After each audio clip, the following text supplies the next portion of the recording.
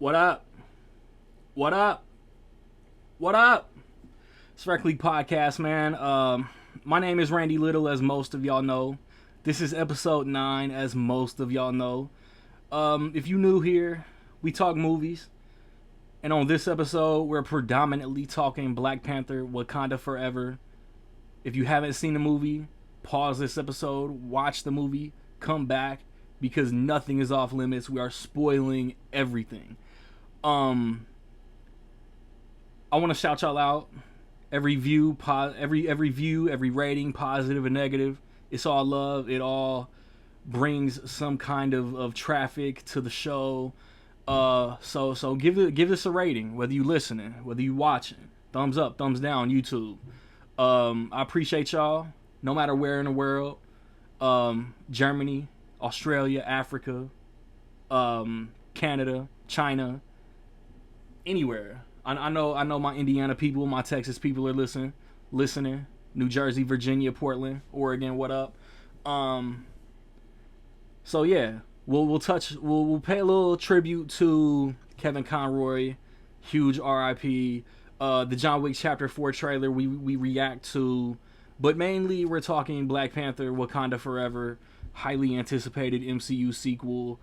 Recently in the theater, I think Armageddon Time got a wide release, but it wasn't like that wide because like it didn't come to my theater. I don't even think it was in 1,000 theaters. Like that's what I'm getting at. The Black Panther come out this past weekend. Upcoming Disenchanted is on Disney Plus, and Spirited might be in some theaters with Will Ferrell and Ryan Reynolds, but it's mainly going to be on Apple TV Plus. Like that's what I'm checking for next weekend. The weekend, well, Thanksgiving Wednesday, you got The Fabelmans, the new highly anticipated Steven Spielberg movie, Strange World, the new Disney animated release, and Devotion, the fighter pilot, Jonathan Majors movie. That's coming. Recently on physical media, Top Gun Maverick came out, and it looks like, and Honk for Jesus, Save Your Soul came out, and then looks like some 4K upgrades. Elf, A Christmas Story, Christmas Vacation, Starship Troopers, Running Man. This past Tuesday, Young Rock Season 2 came out. It looks like 8 Mile got a 4K. And Frasier, the Cheers spinoff Frasier, got a Blu-ray. This upcoming Tuesday, I know Doom Patrol Season 3 is coming out. Halo from Paramount Plus is coming out. Pearl, the X prequel, and Jeepers Creepers Reborn. Oh, and I see 3,000 Years of Longing.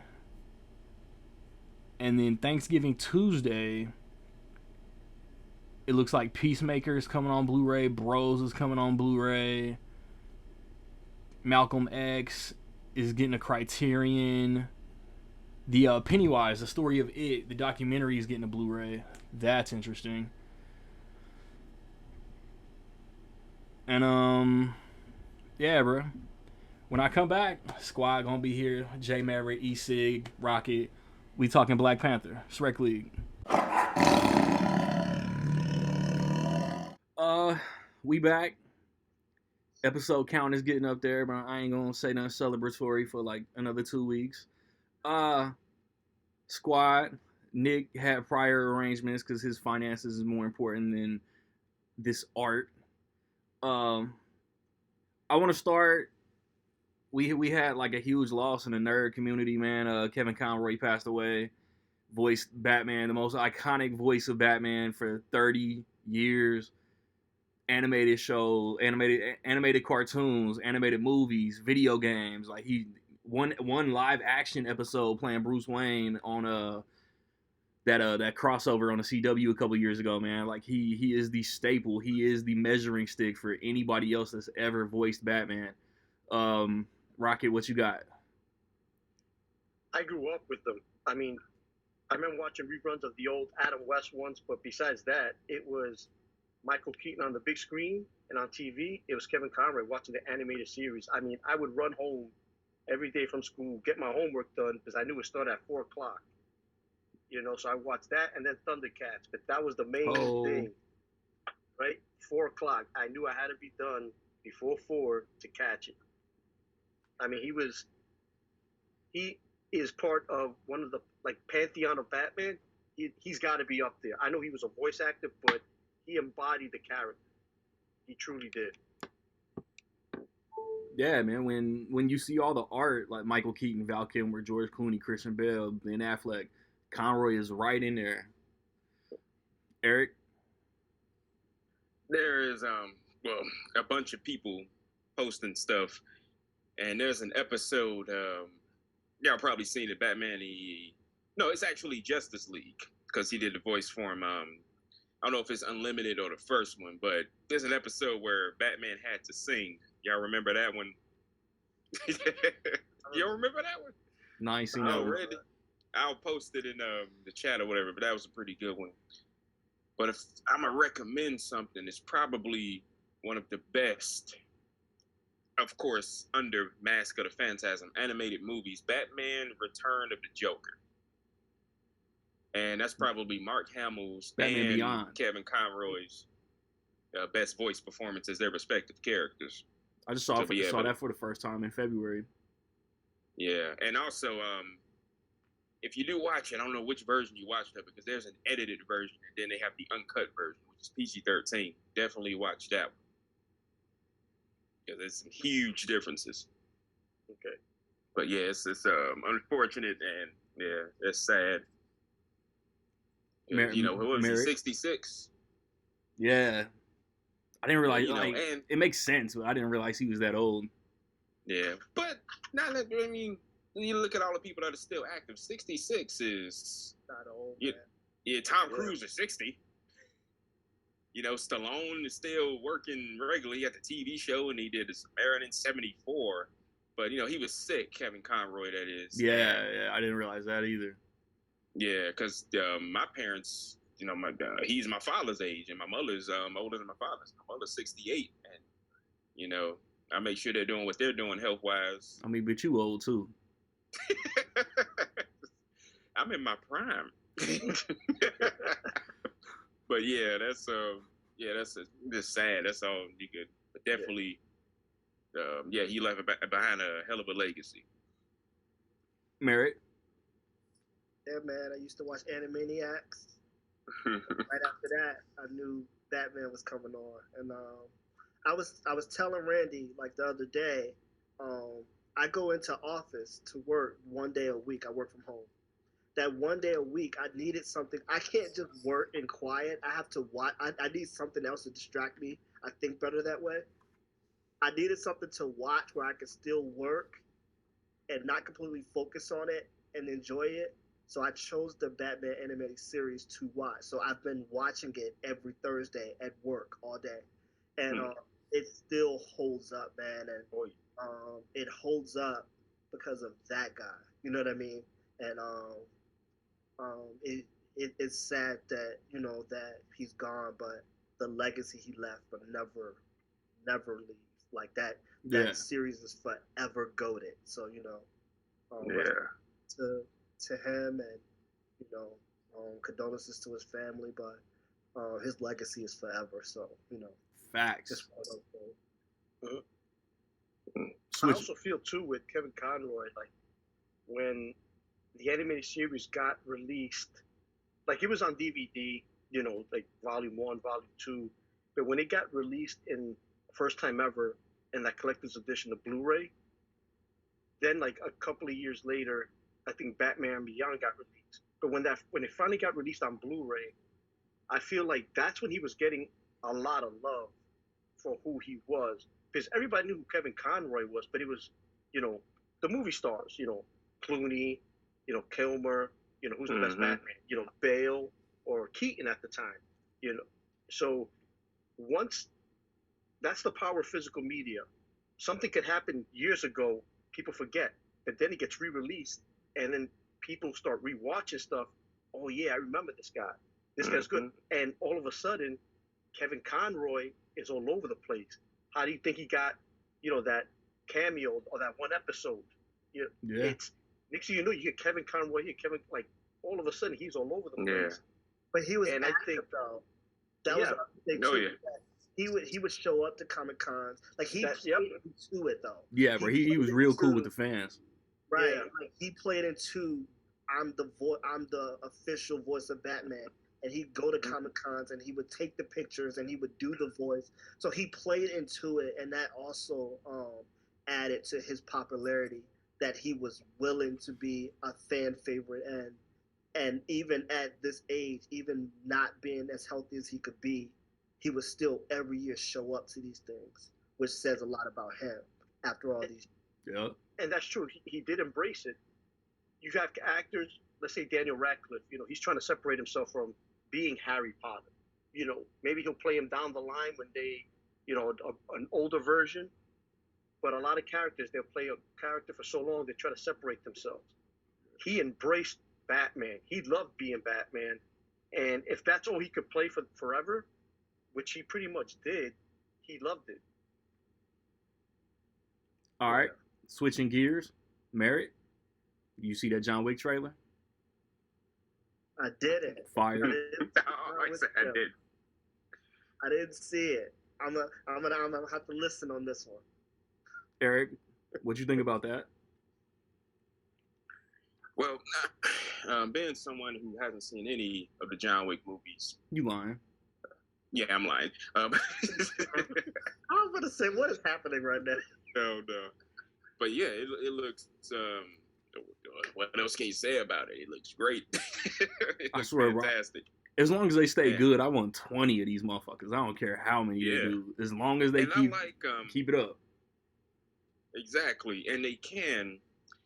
And I like that.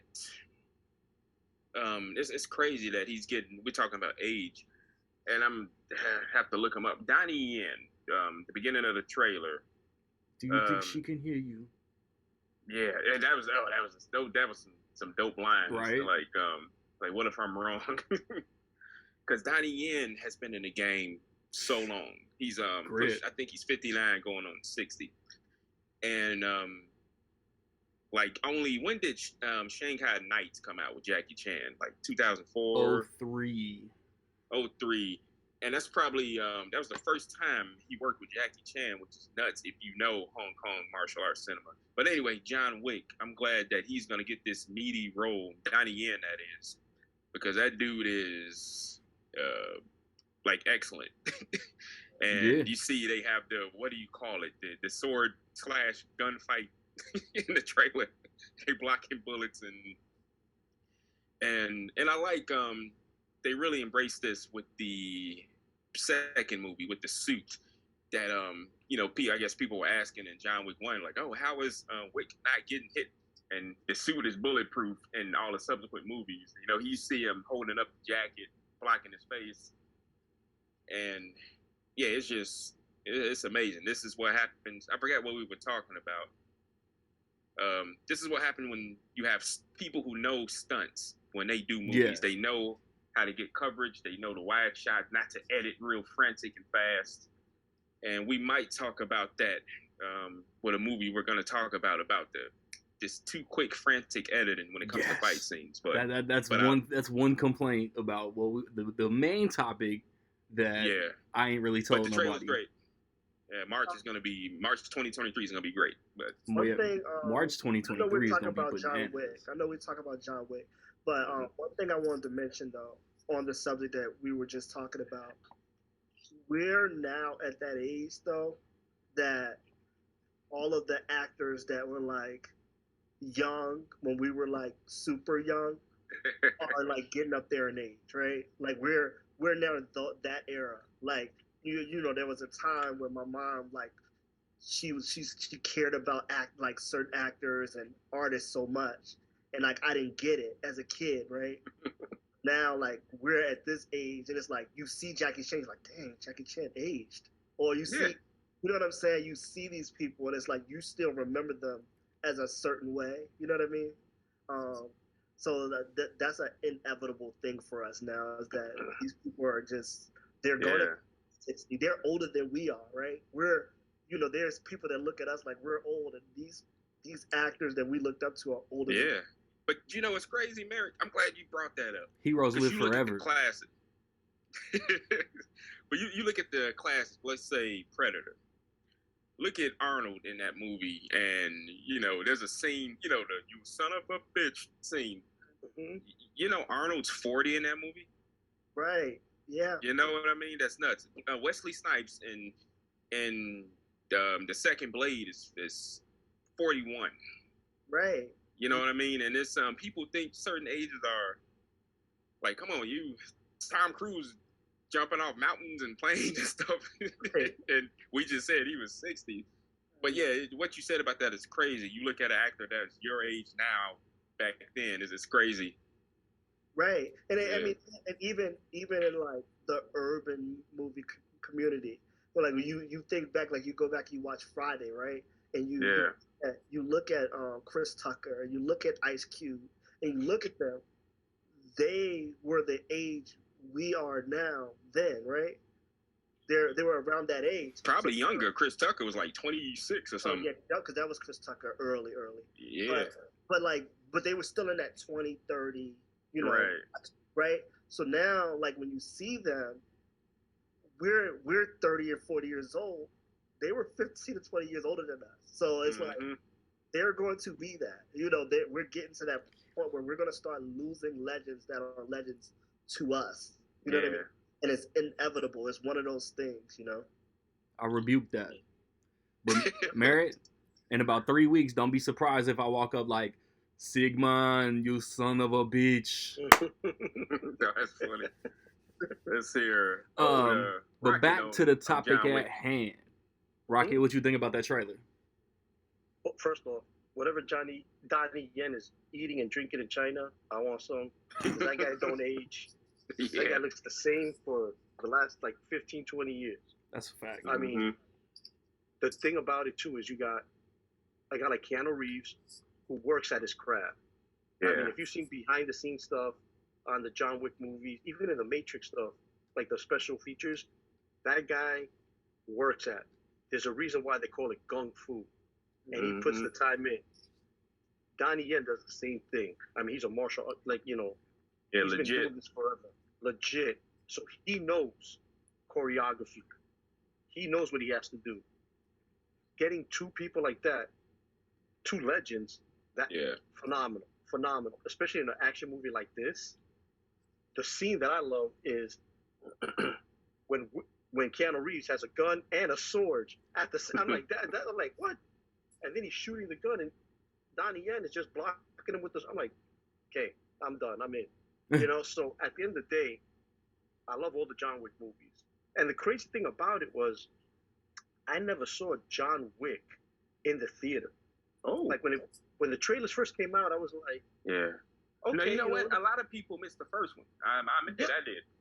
You know, I was like, okay, like I like all Keanu y'all. Reeves.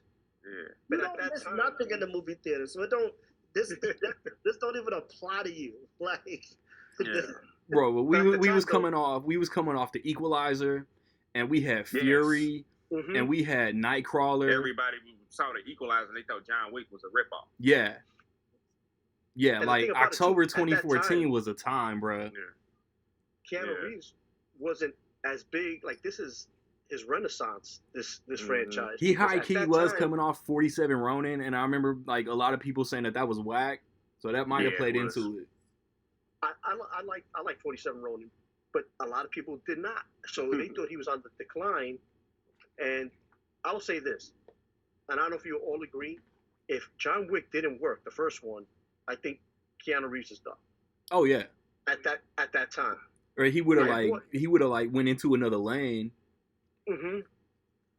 I think at some point we need to have a conversation of like where we're placing John Wick as a all-time action character. Oh, that's a good combo. With the Bourne series, with the Bond series, with the the Mission Impossibles. I feel like John Wick has, with like having the amount of movies it has now and how popular they've been and how great of a level they've been on, it's time to have that conversation of they do apply. I was telling my guy at work the other day, the two best, because it was three.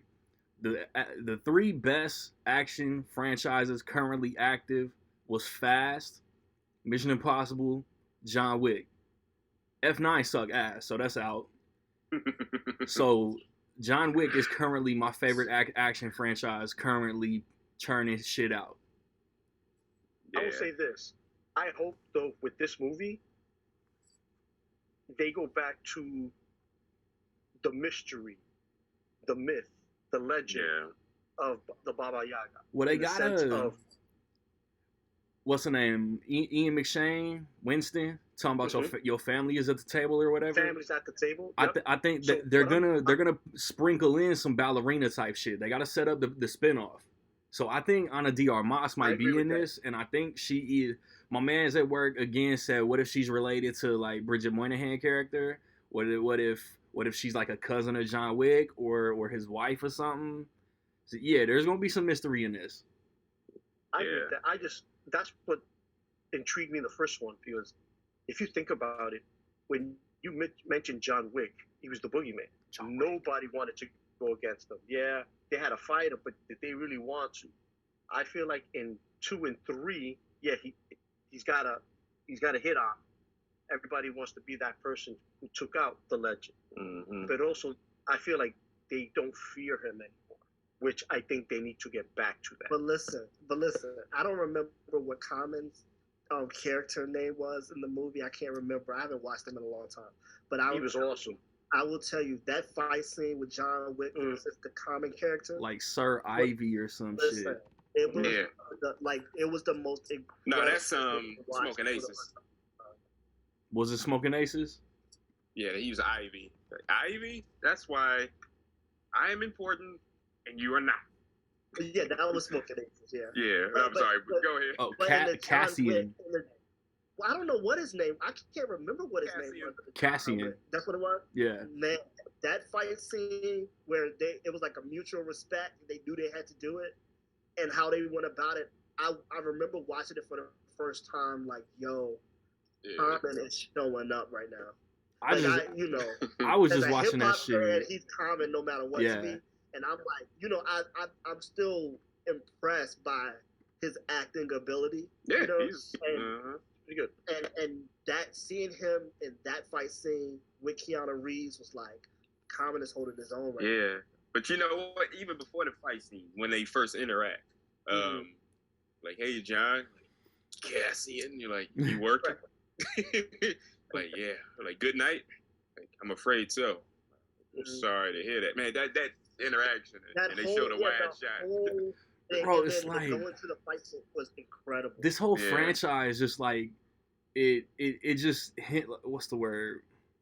It just helps Keanu Reeves is not a good actor.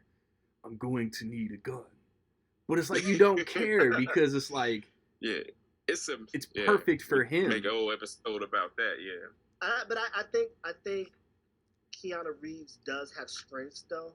He does. He does have specific strengths. And I feel like with the John Wick series, they went back to like all of his movies, like the Matrix movies. They went back to his movies and figured out what his strengths was, and they just applied them all. That's what it feels like to me when I watch the John Wick. That's why I feel like, arguably, this is his best. The John Wick series is his best work overall. Yeah. Over the Matrix. Over everything, because I feel hard to like argue. You're getting only the good stuff of Keanu Reeves. You're missing out on the stuff that you're purposely like, yeah, that won't good. You know what I mean? Let me ask you guys this: do you think, because originally I heard there was at least 5 John Wick movies. Yeah. Now I'm hearing, in the trade, some people in the trade are saying this might be it. Hence why they're doing the ballerina, and he's signing on to be in the ballerina, whether it's a cameo or some sort of. I heard about the 5. The 5 would be nice to end with. Yeah. I was gonna bring that up. The trailers hint at like this duel with Bill Skarsgård. He's out, like the bounty's off his head, or he dies. Mm-hmm. But there's gonna be some kind of swerve to leave it open. Yeah. Yeah, I hope they do the 5 and give it like a nice conclusion and all that. So has Keanu Reeves been in a TV show consistently before? I don't think so. Nope. Yeah, that's a crazy, ain't it? Like he's like he's guest starred obviously some places, but Yeah. Keanu Reeves, I feel like is one of those actors that like came at a perfect time where he was put on a certain level immediately and he stayed. I don't know if it was The Matrix that did that. But you know what? Now go ahead. Keanu Reeves has kind of always been one of those names. Like Keanu Reeves, like, oh, okay. Like he's always been like he didn't have to build up.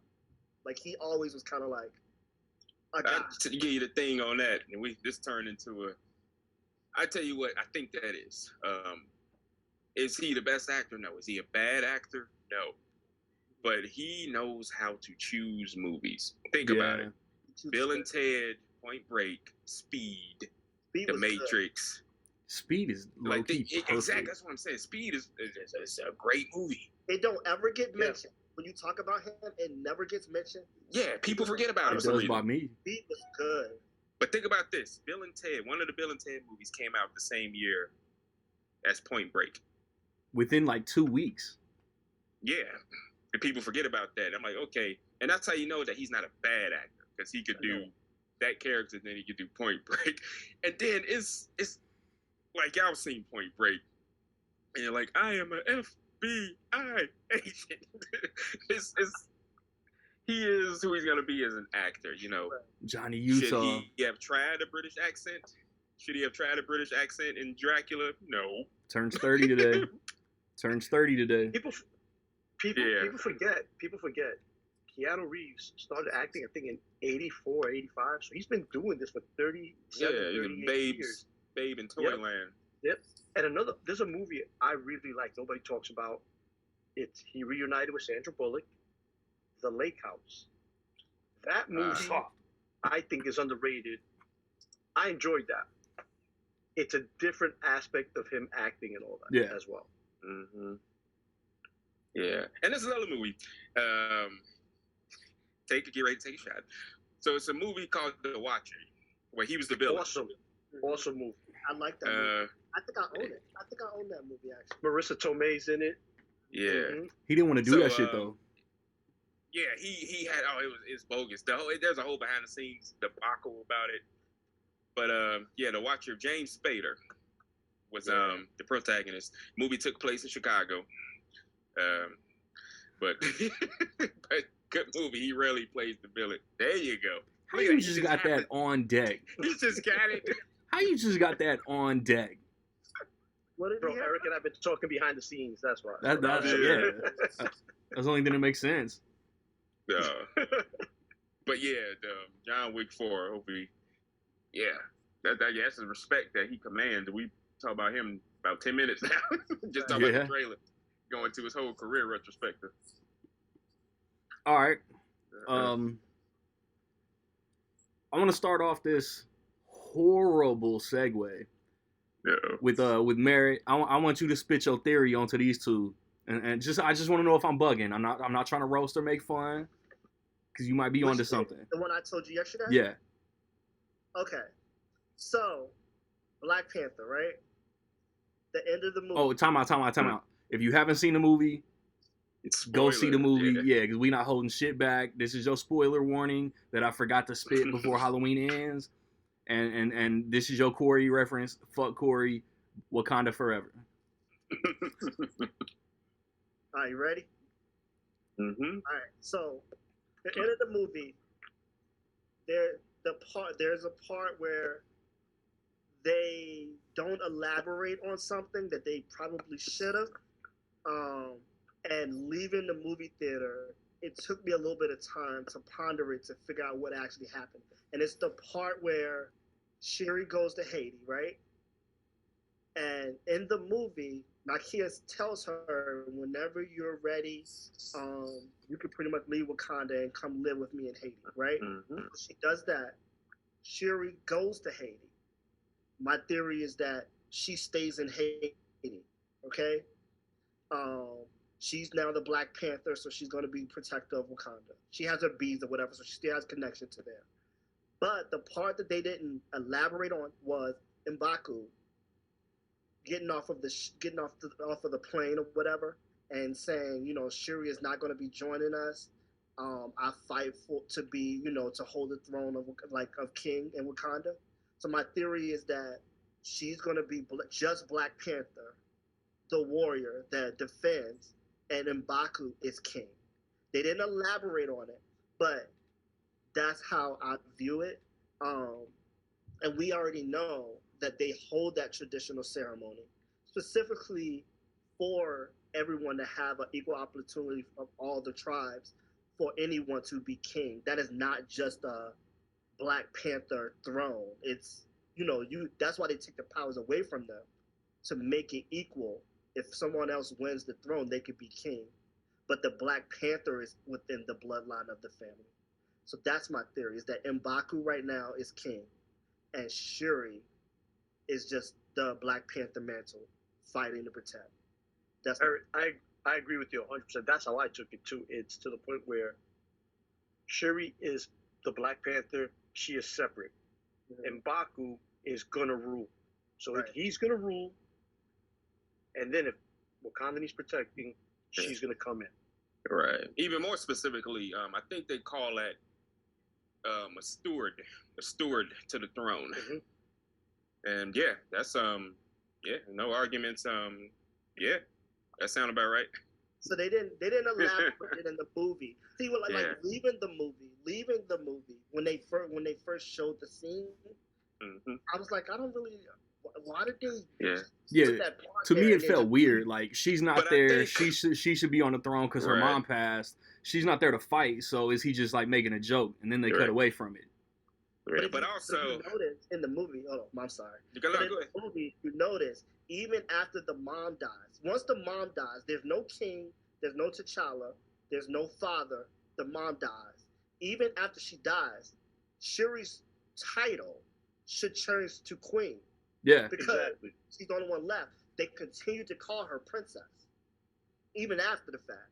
They still called her Princess Shuri after. They didn't call her queen. And her title should change.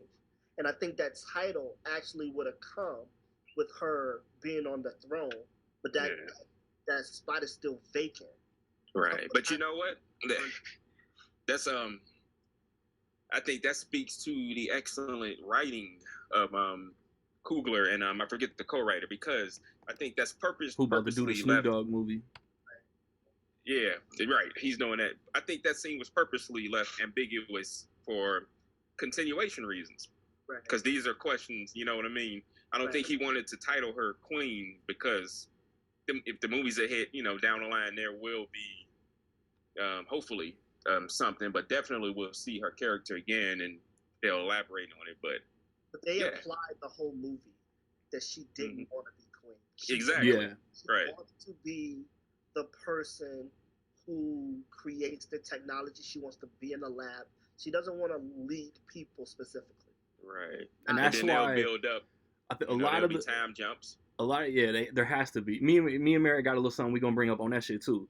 But a lot of people gonna complain. It's called Black Panther. Ain't no Black Panther in this movie for like the last 5 minutes. Shuri talking about the Black Panther like she grieving T'Challa is a relic, is dead technology, whatever. So that's why, like I was telling Amir, like Friday we talked about the shit. I'm not tripping that there wasn't a lot of Black Panther action in this movie or even like characters suited up, because the holder of the tech wasn't ready to have that shit out there. Right. And also, because what happened in the previous movie that they addressed in this movie, they didn't have the the power of the Black Panther. They were still, because of what the character Killmonger did in the first movie. Right. So it's numerous. This is what's missing in a lot of Marvel movies. Even the good ones is a layered story. What's up, little cousin? I think they missed the opportunity too. The more I think about it, I feel like this movie specifically shouldn't have been named Wakanda Forever.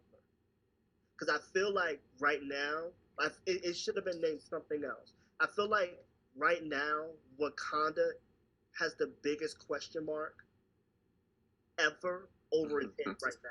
Like, there's so much open right now with Wakanda. Like, where they are with all the other nations wants to take the vibranium. That's still an ongoing thing.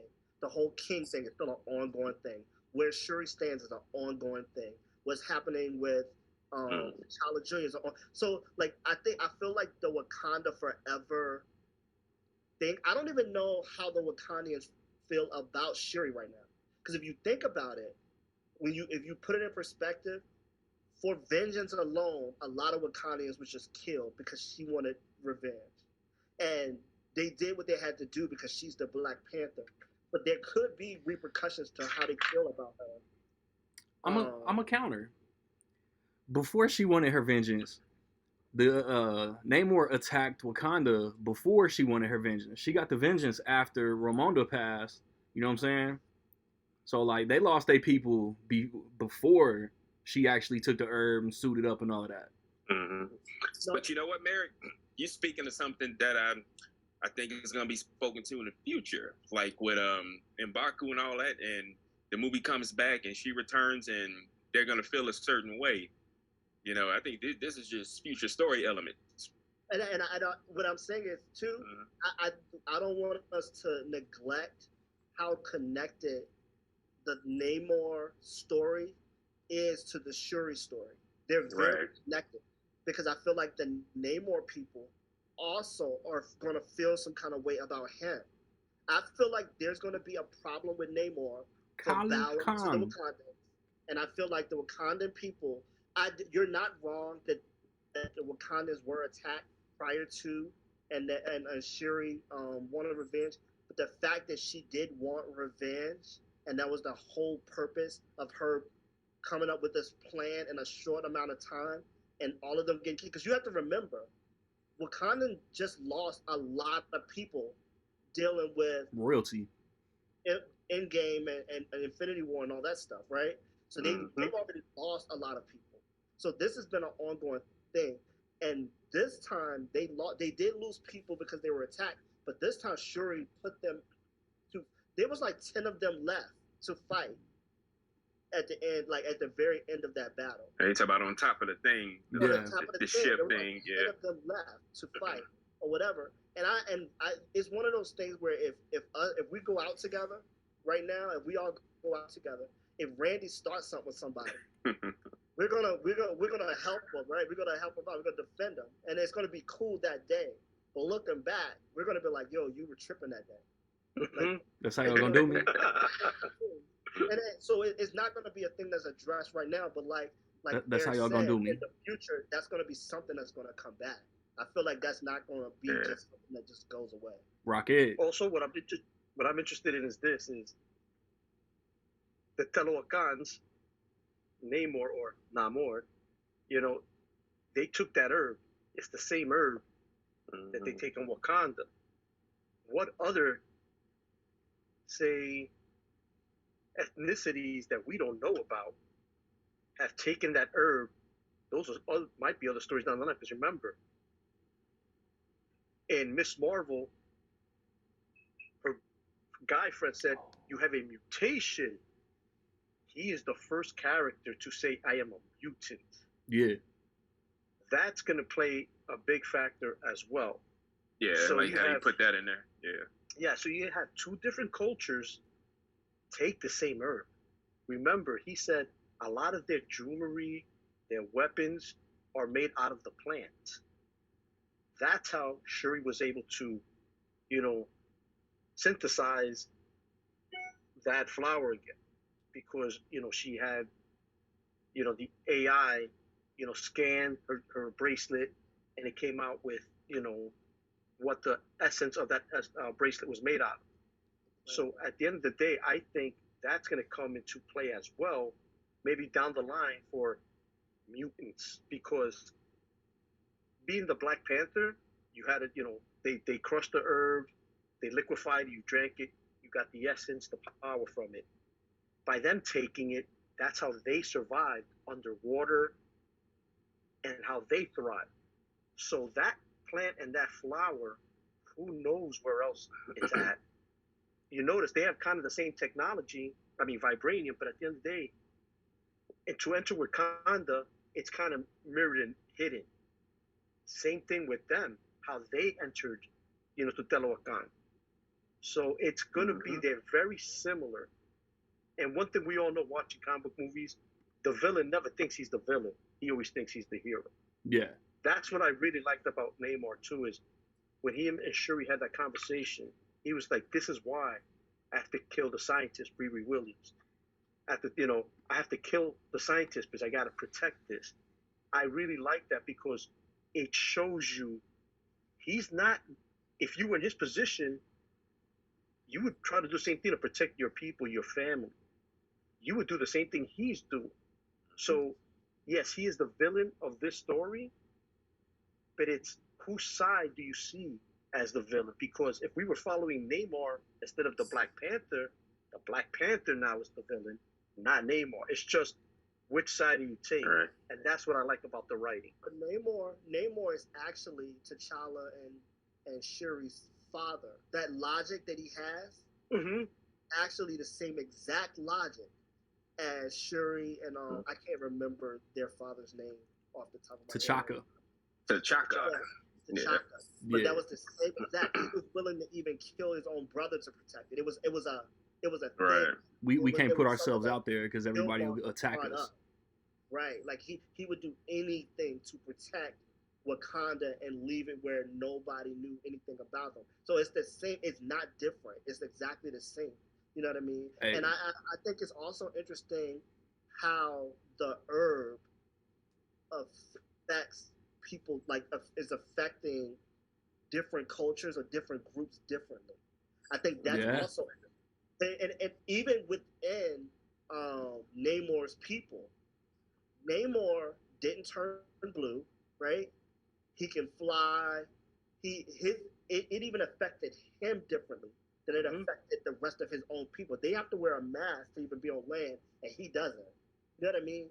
And the herb doesn't give the Wakandan or T'Challa's family bloodline the same kind of powers as it gives them. So it's like interesting how the herb is affecting different cultures and people differently as well. I was gonna say though too, when they turned blue, I was like Avatar. I was like, it's like it's which they showed the trailer for it before the movie too. But Merritt, you're right. Like it's funny how certain people from his culture turned blue, and he did not. If you also caught it, certain people had gills on their shoulders up here. He did not. I didn't catch that. And think about it, some of them, he could get shot with bullets. The rest of them couldn't. Could not. Some of them was as though the warriors could be stabbed or whatever and recover from it. Okoye was working them, and they just got up. But some of them, but the ones that were not warriors, the ones that were kind of protecting Riri or watching over Riri, they got stabbed and died. They didn't recover from it. So it's like it's three different levels of like what the herb did to those people. And also, some of them had to wear like a mouth gear where it probably had water for them to survive. Yeah. He did not, even though in the fight with Shuri at the end as Black Panther, he was like, I need water. But look how long he survived without it. He was still working her too.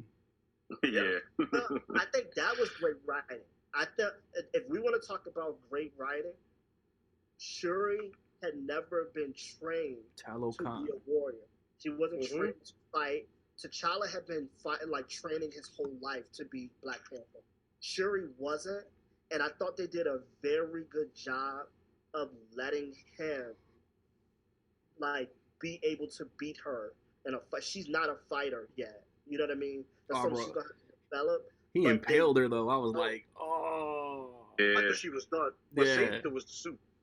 But what is good about Shuri is I think that her powers, because of her synthetic herb being part Namor and part Black, like the Black Panther. Because of that, I think she's gonna end up actually being stronger than T'Challa was.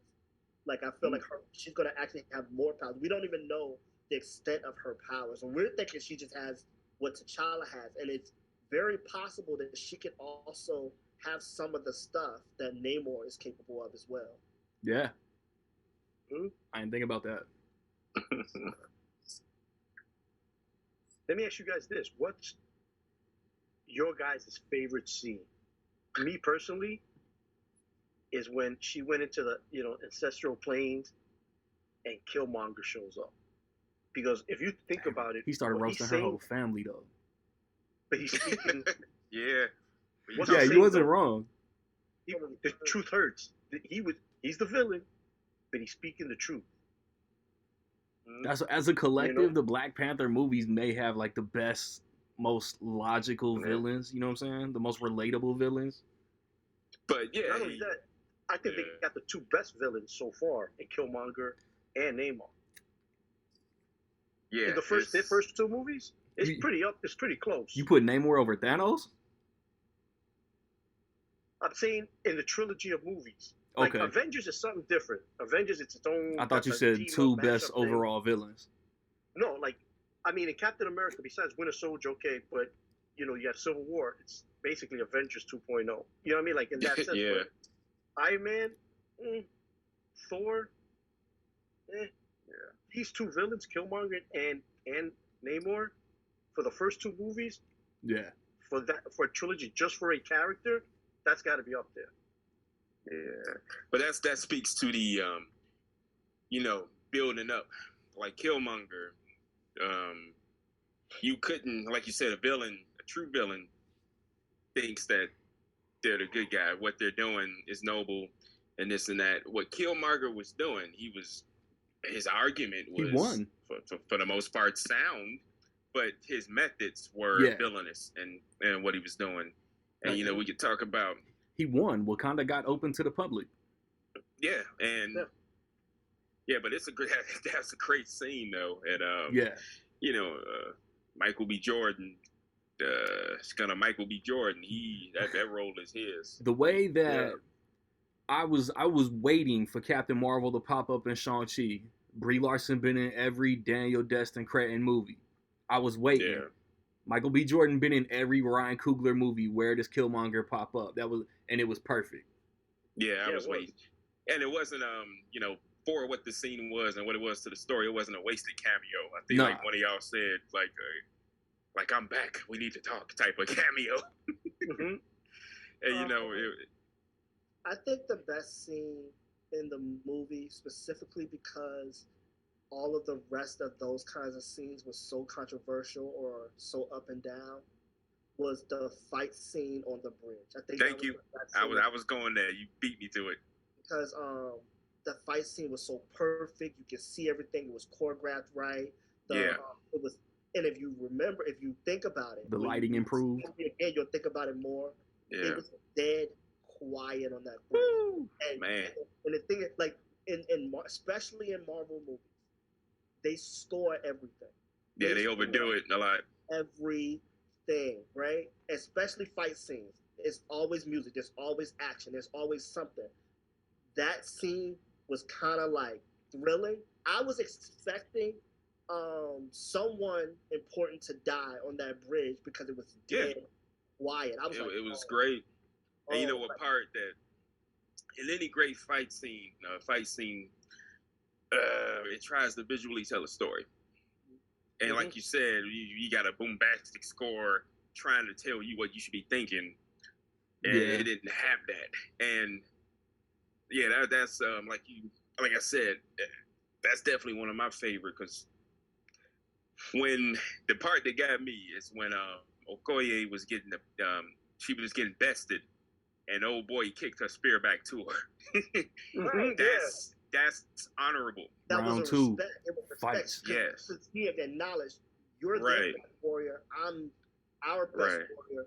If this is going to happen, it's going to happen with respect. Exactly. That was the fight scene in the whole movie. Yeah, I agree. Yep. That was great. And it was quiet, and they did a lot of that in this movie where they normally put score. Ryan Coogler, if you ever want to discuss him being A1, regardless of if you feel this is his best movie or not, for what he had to endure and deal with in writing this, rewriting a brand new story in the time that he had to do it, and the decisions that he made, this movie, in all those dramatic parts, there's not a lot of score. It's quiet. It's leaving you to feel however you want to feel in that moment, and that was a decision making. That wasn't by accident. He was a genius in this movie, regardless of how you feel about it. Yeah, and also to do it. That's a fact. Do it, and the movie only he had to rewrite a whole brand new movie, and it only got pushed back. No shit. 6 months. That's nothing. I mean, you have to also account for all the COVID-19 stuff that was going on, and you have to also account for the issues that were going on with Shuri. I think that gets overlooked too. Yeah, she got hurt, and then her vaccination controversy as well. Yeah, like there was a time where it was like being discussed that she may have to be replaced. Yeah, like it was a whole thing. Yeah, rumors were right. So, but on top of that, no, go ahead, Mary, you finish up. No, go ahead. So on top of the unfortunate circumstances, we obviously know that the death of Chadwick. At this point, this is the 24th or 25th Marvel MCU movie? 30th. This is the 30th. It's the 30th. Holy God, dog! I'm way off. The 30th. So look, this last phase has been a little forgettable. I think that's it. But also about that, look what Coogler has done. What he did with the first movie. Even at that point, I think it was the 18th Black Panther, the 18th or 19th movie. He created. I mean, look at Thor, Love and Thunder, Spider-Man: No Way Home, and then this movie, the 30th movie, is still a self-contained movie.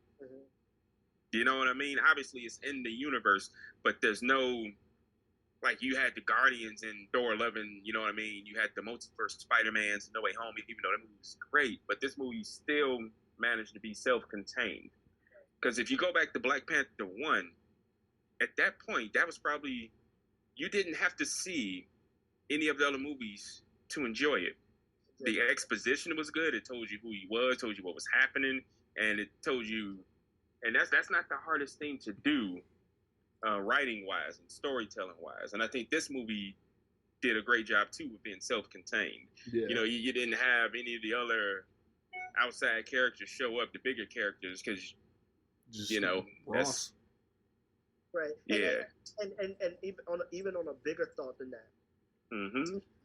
The fact it was very self-contained, but it ended in a way that as a solo movie you can enjoy it, and in a big scheme of things you can enjoy it. And it was the same thing with the first Black Panther too. Yeah, right. Watch it as a solo movie, and if there was no other movies, if Black Panther was just a standalone movie by itself, you would watch it and not even be thinking like, oh, there's more to come. You wouldn't even care. Right.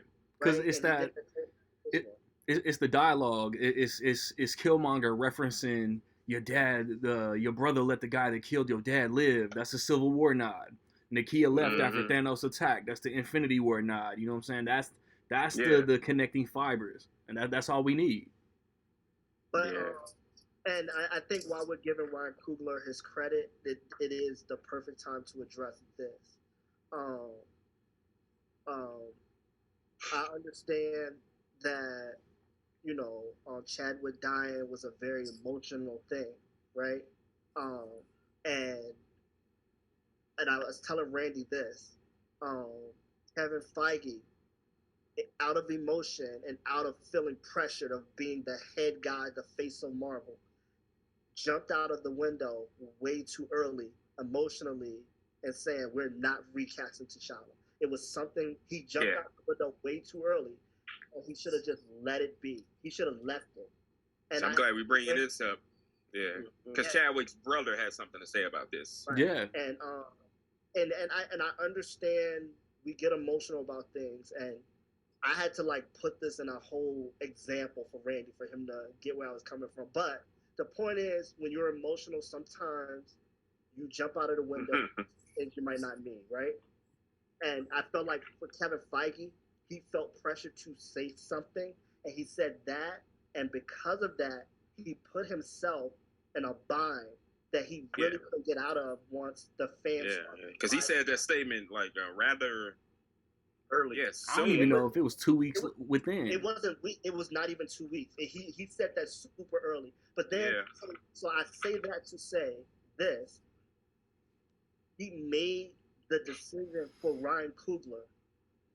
He made the decision for Ryan Coogler, so Ryan Coogler could decide what it is he would have wanted. He wanted, right? They probably didn't have a talk.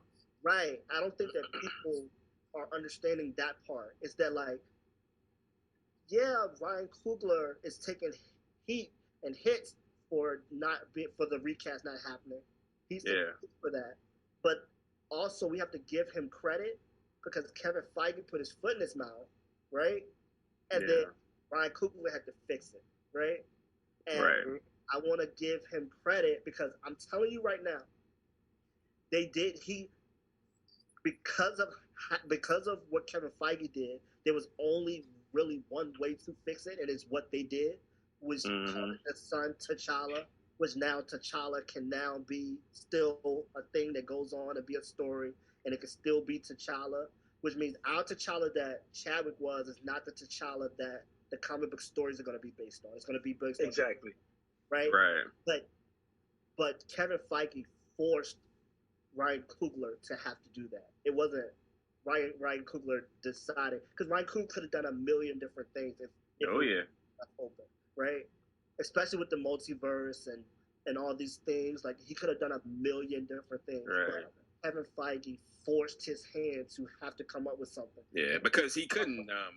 Like you said, you should have sat back and. So Kevin Feige made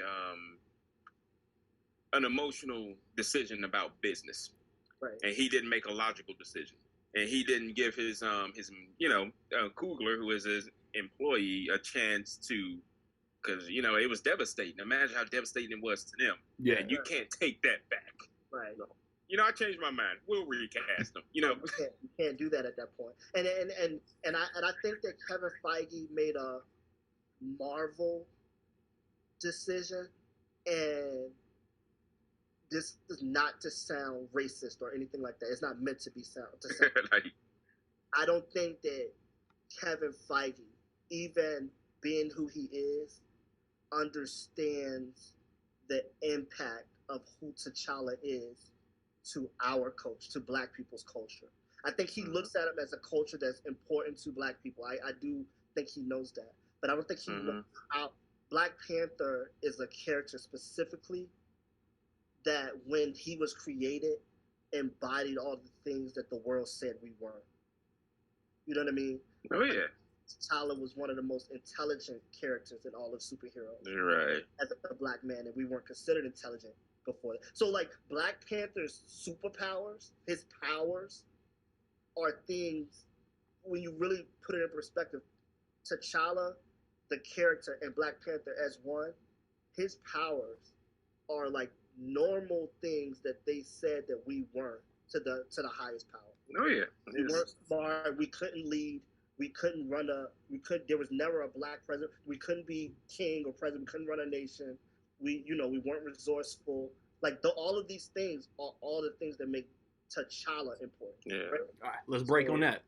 All right, we spent the first little segment complimenting. I'm gonna need that extraneous noise to hush. And but like the first half hour, I thought the lighting was off.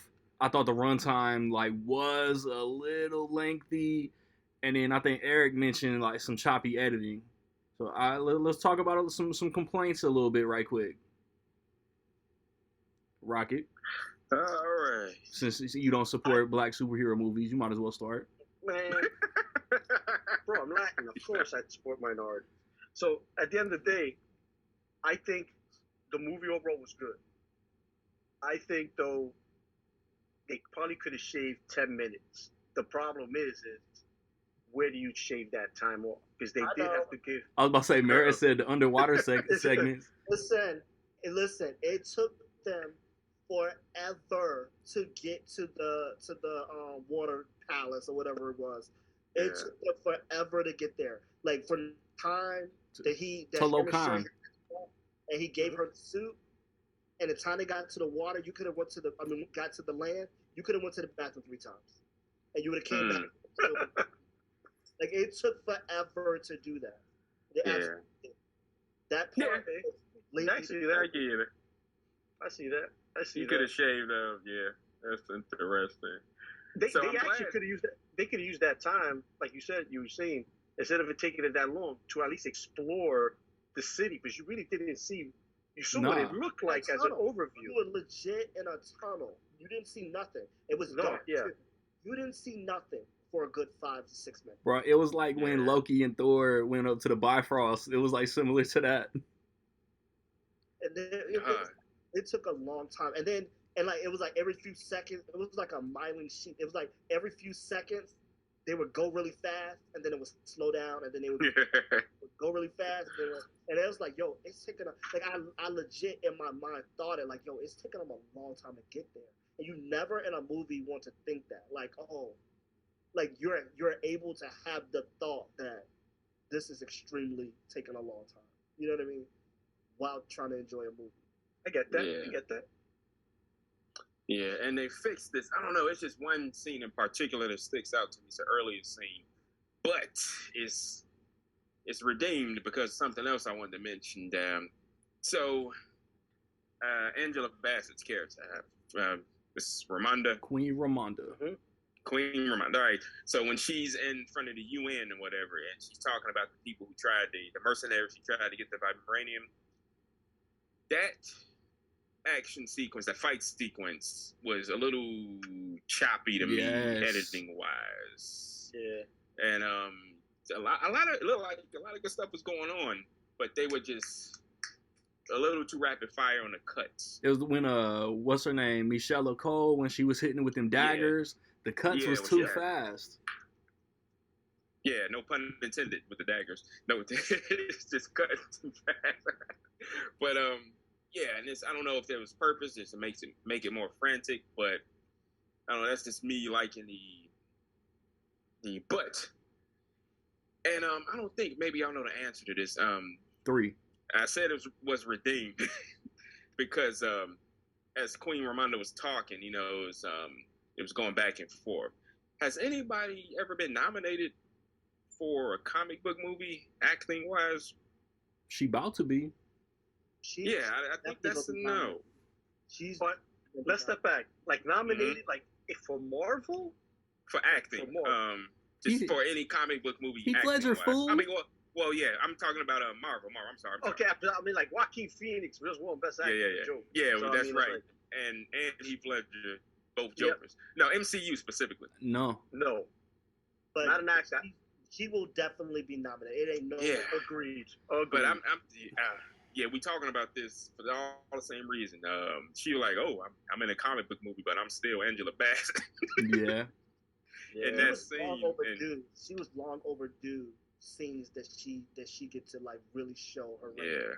So. And stuff that the Academy likes, they like it when a character dies, and you have an Oscar scene, an Oscar clip scene is what they call it, and she has a few of those in this movie. So I hope they campaign for her heavily. Specifically when she's stripping Okoye.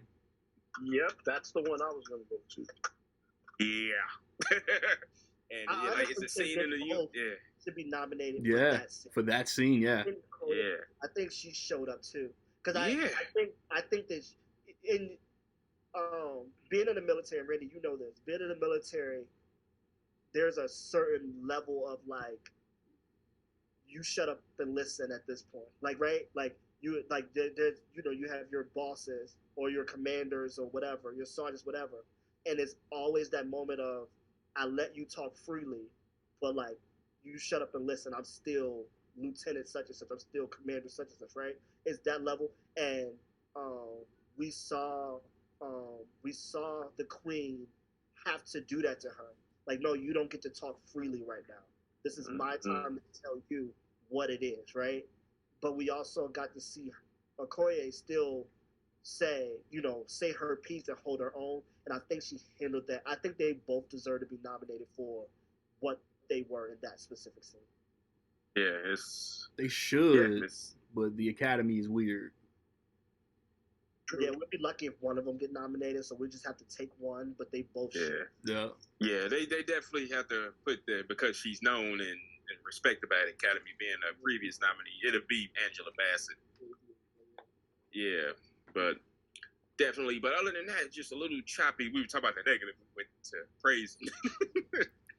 That bit of choppy editing, and yeah, a little 10 minutes could have been trimmed off here and there, and especially like we agree with you on the underwater sequence, because but other.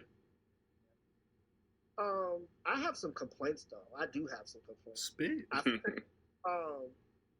the very beginning of the movie, they did the T'Challa funeral or whatever. And that part was great, but I felt like there was a time period right after that. And it was a time period right after the T'Challa funeral and her meeting up with Namor, right? There was a time period in between that while I was watching it, I felt like it was dragging a little bit. Like I was still would tighten it up. Yeah. Right. Like there was pacing. A lot of dialogue. And it was just like, and it wasn't like stuff that was like super impactful. It was just like happening, right? It was just stuff that was right. And I was like, where are we going? Like, where are we going right now? Where are we going right now? And then she met up with Namor, and then things it became great. Like it became right. There was a this movie. I thought about that. Yeah, definitely has pacing problems. Yeah. And then the part where Shuri was running. Well, she was Black Panther at the time. She was running on the side of the ship or whatever. The sequence of her fighting and sticking her claws in the boat and kicking and doing all that, it was great. But I could the CGI kind of it took my word. And Killmonger fell, into the train, whatever. It kind of reminded me of that. It was like, oh, that didn't look as sharp as it probably did. But thank goodness it wasn't as prolonged as the original Black Panther. And see, the problem with that is it's been since y'all probably have heard that the final. A lot of the third act, that final with the magnetic train and all that, was ordered less than 3 months before the movie was supposed to be released. And the priority was Infinity War, understandably. And they basically, there's a great show, Visual Effects Artists React by Corridor Crew, and they reviewed a lot of that. And they said they're surprised that it didn't come out looking worse, because they basically had no time. They had to reshoot the scene. Then they had to do the visuals on it. But yeah, that's and there's a little controversy going on with Marvel Studios and how they treat visual effects artists. Yeah. And but Marvel Studios, the rumor is they are working up to even opening up their own division of visual effects studios. Nice. But there's just a lot of mistreatment of people been stepping up, the workers, mistreatment of visual effects artists that they'll blackball them if they say they can't do this. But that's crazy because of how much. Because of this is comic book movies. They rely on digital. Have to rely on them. Yeah, it's crazy that this company would do that. Yeah, and you know what's so crazy? I'm gonna use an example. How y'all remember back in the day, there was like a handful of not even that. It was Industrial Light and Magic, Digital Domain maybe, and there was a smaller companies like Boss Films that did Ghostbusters and a couple other movies. You also have Weta Digital too. Yeah, and Weta Digital was coming up in the mid-90s. But now there's up to 15. You watch those credits. We watch the credits, wait for the end credits. There's up to 15 effect houses on one movie. And there's an example of Avengers Endgame. Remember when Thanos shipped at the end, the missiles explode the compound? Mm-hmm. And there's a sweeping shot that goes down into it, and you see them almost drowning. It's a single shot, the camera going down, and it's one visual effects company when the camera going down, and when it goes into the building, in one shot it changes to another visual effects company. Oh damn! That's how the work is just nuts. One visual effects company does the Iron Man vision. How they split up the work. That's why it's so inconsistent. That's why in Infinity War, the Iron Man suit doesn't look as good as the suit in Iron Man 2. Right. The suitcase suit sometimes, because it's just so much work. And are they splitting it up like that because they don't want to pay like one company so much? Does it it's numerous. That's part of the reason that they're complaining about it. And also it's just time. They like one time, one visual effects company complained, it was a Marvel Studios movie, I forget which one.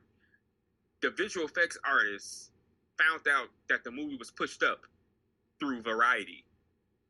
Damn. And not the company, and not Marvel Studios. I forget which movie it was. It was a bigger movie. They didn't even tell them that they were moving up the date, and they found out through a press release. Wow, that's crazy. And also, too, the way they're being mistreated, too, is, these companies bid for the special, to do the special effects movies. So they're like, y'all need us type of attitude. Yeah, but also, too, is if I was all the special effects companies, they should have like some sort of union. Be like, look, the bidding starts at $100,000 or $200,000 to get the job, because if you're a company, Eric, and Randy says I could do it for $150, and Merritt says I could do it for $125, I'm gonna be like, I could do it for $100K.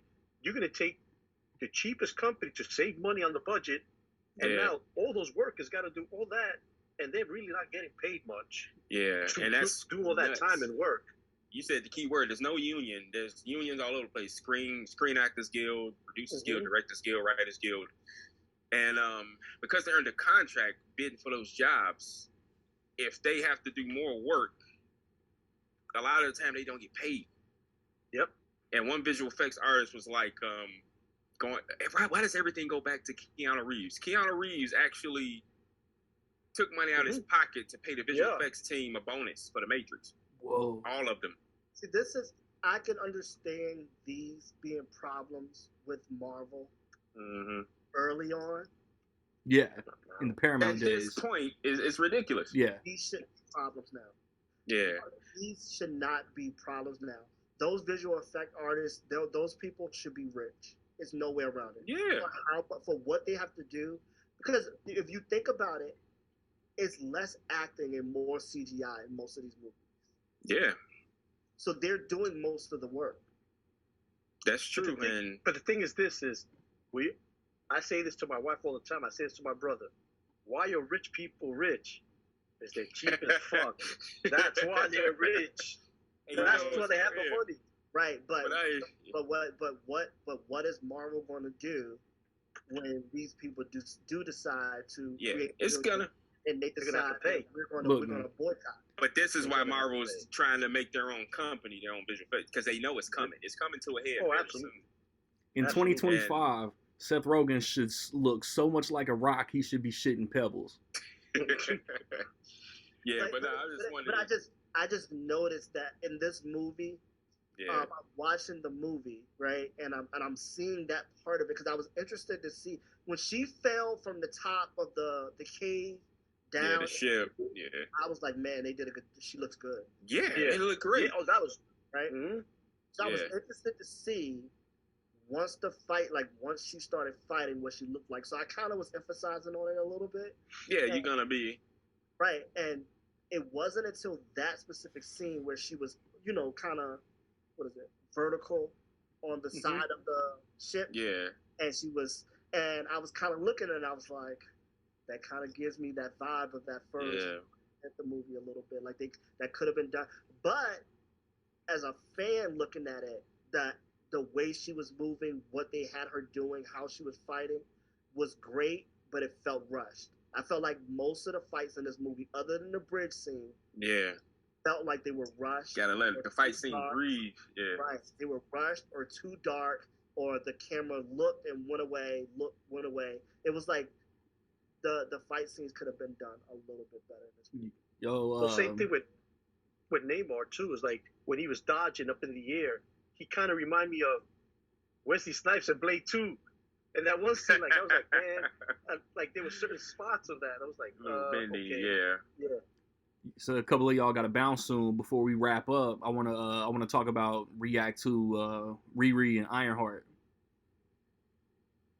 She killed it. Yeah. She killed it. One of the things before we went into like her as an actor, like outside of her being Riri and Ironheart, the actor that played that character, I think Marvel did a great job again of casting. I think she's going to evolve into something special in that character. She's going to become one of those people that we could never see nobody else be. I always call it the Tony Stark, thing. Like I can't see nobody else being Tony Stark other than Robert Downey Jr. I feel like she's going to evolve into that, and did you guys know that she auditioned to be Shuri? I read that a couple days ago. Yeah, she initially auditioned to be Shuri, and I feel like they did get Shuri right. Yeah. And I think they just reached back for her for this. And yeah, Marvel, they do that a lot. Marvel has always done a good job with casting. Because Anthony Mackie auditioned for War Machine, and they remembered him for Falcon. Mm-hmm. They do that a lot. It's a strength that if you have complaints about Marvel, I feel like casting is not never one of them. She as an actor is great already, and she's going to evolve into something else. Yeah. The Ironheart, the suit, I thought they did a good job of not making it so advanced where it looks equal or better than what Tony Stark was able to figure out, but it wasn't like ancient like the first Iron Man. It was somewhere in between, and I thought that was a good way to handle that. Yeah. And she's good as Riri. Yeah. And her and Shuri have a great the way that their relationship was in the movie was amazing. I hope that it was good enough that anybody who liked her in the movie will definitely check out the show. And that's the thing is like I was just going to allude to right now is like watching her, and this is a great movie to introduce that character because it's a big time movie. Mostly everybody's going to go see Black Panther. You get a taste of 180 million. who she is. You know what I mean? And Ironheart is. And now it's going to spin it off. Not a spin off, but it's going into the series. Now you know who this person is. You've been introduced. You know what a suit's going to kind of look like because who knows what she's going to do in the series. But now you get the feel and the vibe of the sense of humor she has, the type of personality the character has. And now when you go see Ironheart, you know at least you have a jumping off point of who and what this character is about. Has there been... the details of the character is fantabulous. The fact that the character is from Chicago, and she mentioned that they had the Chicago flag on the wall in Chicago. Has there been any mention of her in Armored Wars or maybe Don Cheadle in Ironheart? I think Armored War is definitely going to be big with her. I think she's going to be the guts of Armored Wars, if we're being honest. Because she's been the only one who's been able to, just like in this movie, she was the only one that could create the vibranium indicator or whatever. She's been the only one, and they've been trying since Iron Man 2 to replicate. She's been the only one who's been able to recreate Iron Man suits. So I think that the Armored Wars movie she's going to be the guts of it. It's going to be another movie of them trying to get to this girl. And what I love about it too is like the scene when she takes him into that garage where she has that wall, her plans, her blueprints of a whole bunch of other things as well, besides another suit that she's building. I mean, like, yes, I know Shuri's smart and all that, but this is now going to be like the female version of what a Tony Stark could have been. You know what I mean? Like in that sense. I think Shuri is still smarter than her though. Oh no, absolutely. But I'm saying like for this show, like you were saying, nobody could have, replicated that. They've been trying to replicate Stark tech. She's doing it. Right. I'm not seeing anything. It's going to make her a very important character in Armored Wars, in the Ironheart, and moving forward in the Black Panther series, because I feel like Marvel, for whatever reason, with these young I'm calling them Avengers. They're not officially Avengers yet. But with all these young superheroes, young characters, Marvel is hell bent on giving every one of them a mentor. And I feel like for her, Shuri is her mentor, right? Mm-hmm. And they're doing that. And I told Randy this like a year and a half ago, maybe 2 years ago. Marvel is not doing any more standalone superhero movies. It's going to be team ups in every one of them. Moving forward, it's going to be somebody and somebody. And which this movie, Black Panther, was Shuri's movie to be Black Panther, but she was going to have Ironheart, and it's always going to be like that moving forward. So I don't know. I think she will be also very important and vital moving forward with Black Panther as well. All right. Anything else y'all want to bring up before we wrap? I'm interested in what they're gonna do with Namor. I want to see where they take his character. Yeah, he was dope. I think that he's gonna become, I'm not gonna say a complete good guy, but an anti-hero. His right-hand man in the comics is actually his biggest villain in the comics. So I think we kind of elaborated on it earlier. His people are going to probably turn against him for, siding with Wakanda or, I think they are going to misconstrue. They planted those seeds. Yeah. Like the old girl was questioning. And I think his right-hand man is eventually going to be the person who takes over or tries to take over his throne. I think because we already know he's powerful, he can fight, he's strong or whatever, and he is Namor's biggest rival in the comics. So I think it's going to go from friendship to rivalry. I do think Namor will be. I don't know. I don't want to say a good guy, but he's going to fight with the Avengers at some point. It's going to be. Mm-hmm. Yeah, I can see that. I want to discuss what we think they're going to do with the kid. I think that matters. Oh yeah, mid-credit scene. Are they going to age him? Oh up? yeah. This is what. Yeah. Oh yeah. We were talking yesterday. That's what I mean by that. The fallout from Secret Wars, Kang Dynasty. Kang is going to alter the multiverse or something. And then, for example, the next time we see the kid, he's going to be played by like Caleb McLaughlin or something from Stranger Things. How much of a time jump they're going to have to do? Because how old is that kid? Is at least, 6 years old? Remember, they mentioned it. 10, 15 years, yeah. That's going to have to be at least, to be 18. That's a 12-year jump. Now, I know there's going to be other movies and all that. That's a big jump. See, I don't think they can do that because in order to jump him 12 years, they got to jump everybody else, which everybody is exactly older than him, and it's not going to work. No. I think what is going to happen, and this is what I think. I think that the kid, his dad wanted him to stay out of Wakanda. They wanted him out of the way. They don't want him to be known to take on the reins of the Black Panther or the throne until he's old enough to understand. So I don't think that they're going to do anything with the kid. I do think in the multiverse there is a older version of him already, like a future version of him. Yeah, they can always toy around with the multiverse. Right. So I think what will end up happening is they will need that kid. They will need a Black Panther, or they will find one in the multiverse. And because we're not even sure that this Kang fight is going to happen in our universe. We don't know if this is going to be a 616 universe thing. This could be in a different universe, and maybe in that universe, that kid is already that age, of age. Maybe he's 19 already in that universe, right? I still think that, like you're saying, Merritt, about the multiverse and all that, I still think Killmonger, Michael B. Jordan, is going to be playing Black Panther in one of those versions. Because remember, they did the What If series. What if, he was supposedly good, but he was still the same guy in What If? That's something totally different.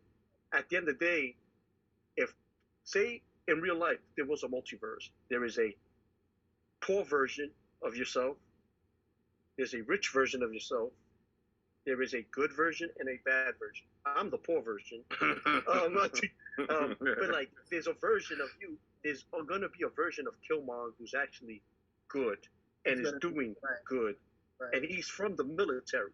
You know, so it's he's got that instilled in him. I think that might be a way to bring him into Black Panther. Because remember, rumors were, redeem Killmonger. Well, easiest way to redeem somebody is pluck them out of the multiverse. Look what they did with in Guardians. What they're gonna do in Guardians 3. Zoe Saldana's character died. Right. They plucked her out from a different timeline. Now she's back in. So I'm guessing like that would probably be the best way to solve this whole Black Panther. The kid might not be used for a long time. Yeah. Exactly. Because they just gave Shuri the Black Panther powers. Yeah. Mm-hmm. So I feel like here in 616 in our universe, Shuri is going to be Black Panther. I think that the movies that we're going to get dealing with Black Panther moving forward is going to be Shuri. I really do. Agree. But I do think for the King Dynasty, multiverse, blah, blah, blah, blah, blah, like you said, it could be a thing where Killmonger is Black Panther in a different universe, and he fights aside the Avengers as Black Panther, or the kid is older in a different multiverse. I feel like one of the two, but I feel like the kid here is just going to be left alone. I think they're going to do... I agree with that. And they're not going to rush him. So that might be something we don't see till 2030. With that kid being... I can see it. So, We good? Yeah, I think we said all we're gonna say is All right. yes. You watching, you listening, drop a comment, let us know what you thought about the movie. $180 million opening weekend. I'm sure you saw the motherfucker. Yeah, positive, negative. Just tell us what you thought. Got the holiday joints coming up. Merritt will be on those, but probably come back Ant-Man in February. You went 3 for 3 with the MCU this year. Do it again next year. 2 weeks from now, we're going to come back, talk about the legacy, the career, the history of one of the directing GOATs, Steven Spielberg. Hopefully we'd all see the Fablemans. Nick probably going to be lame, working again, but that's life. It's Rec League. Hey, man, that's Black Friday weekend. Yo, giving up is an insane option with the whole game watching. Just gotta ignore all the lames talking. Pain and gain, don't snitch, be on your Dwayne Johnson. I leave my home spitting, that's why it's getting cold outside. They checking for my punches, watching for my kicks like it's Cobra Kai. Namor, cause what I wear on my feet's fly. Killing these other rappers, I don't mean to make the streets cry. Grown men that never ball get worried about thin hair. Acting like you Diesel, but you not Mark Sinclair. React tactically, no emotions, enough of those feels.